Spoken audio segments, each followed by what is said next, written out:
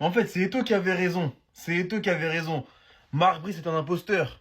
Marc Brice est un imposteur. Comment t'as pu cacher ça pendant 2 ans là? Franchement, quand tu vois le match aujourd'hui Côte d'Ivoire-Cameroun, moi, avant la CAN, j'aurais jamais pu m'imaginer que le Cameroun avait ce niveau-là, les gars. Jamais. Quand tu vois des Namazo qui sont de base numéro 9, tu le replaces au milieu de terrain, c'est fort. Baliba qui retrouve son niveau, le numéro 5 là, Tolo. Mais c'est grave aussi. Il y a des trouvailles, Koto JR, c'est pas mal derrière aussi. Oh, devant t'as un Kofané, bon. T'as Young, en fait, t'as 2 points qui sont à un haut niveau. Franchement, Cameroun, ils m'ont impressionné ce soir. Franchement. Je vais pas dire que je suis déçu de la Côte d'Ivoire, non, parce qu'ils ont joué leur match. Mais c'est surtout le Cameroun qui était bon. Le Cameroun aurait même pu gagner à la fin, avec un 3 contre 1 mal géré parce que la passe est pas dans le bon tempo. Après, si Mbemo la remet une touche, ça peut créer un petit truc, mais bon.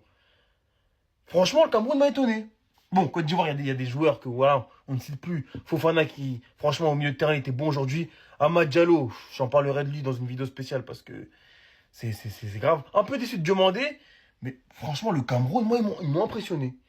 Eto, t'as bien fait de te battre contre Brice et de donner la liste là avec le nouveau coach là, parce que franchement c'est cohérent.